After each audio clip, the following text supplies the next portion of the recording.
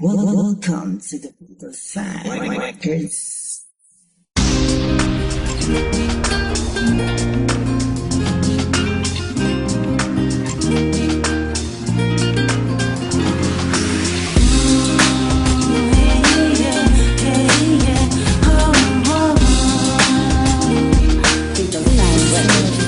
Mabuhat lang, tinanggap mo bilang kaibigan mo.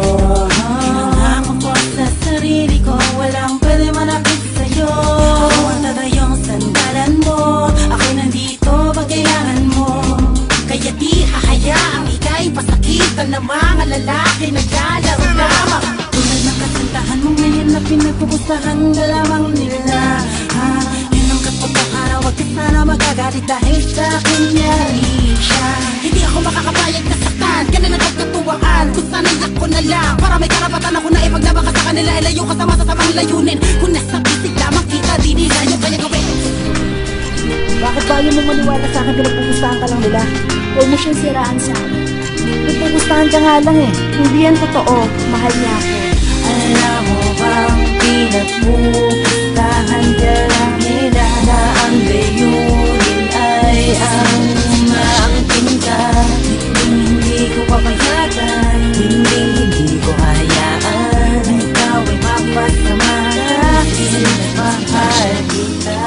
Sila ang tunay na may pakialam sa likod ng mga bagay na ginagawa nila ay katuwaan lang. Huwag mo sanang masamain kung sasabihin ko naliliwan mo sila, pagkat hindi sila karapat-dapat sa pag-ibig mo. Sana naman ay ikaw na mismo ang pumuna dahil samahan kita. Di mo man napapansin, gusto ko lang na maiiwas ka sa mga tao na gusto na umangkin sa iyo. Ngunit iba ang rason na mga yan hindi kinalaibigin ng tapat, kaya lumayo ka na dyan. Dahil meron pustahan na nagaganap sa pagitan ng dalawang lalaki na pinagpipilian ko para mapapabalang. Gumising ka sa katotohanan, huwag kang magbulag-bulagan na ang lahat ng ito ay parte lamang ng pustahan na nakatago sa mga plano ng mga lalaki na yan. Ikaw na mismo ang umaksyon at ang kalokohan dito bakasan. Alam mo bang pinagpupustahan ka lang nila na ang layunin ay ang maangkin ka? Hindi ko papayagan, hindi ko hayaan na ikaw ay mapasama dahil mahal kita. O pre, napatawag ka? Sige, balita lang. Hindi nabalitaan niya pala ako sa'yo. Kasama daw kayo kahapon. Oo, tinutupad ko lang yung pustahan natin. Ngayon, nasa akin na siya. Kasi may seryoso mo pala yung pustahan natin, ha? Ano balita?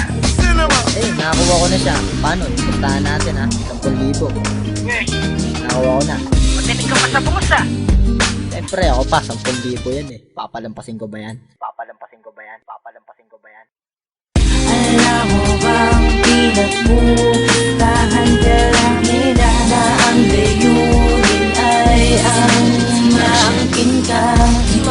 Hindi ko papayagan, hindi ko hayaan na ikaw ay mapasama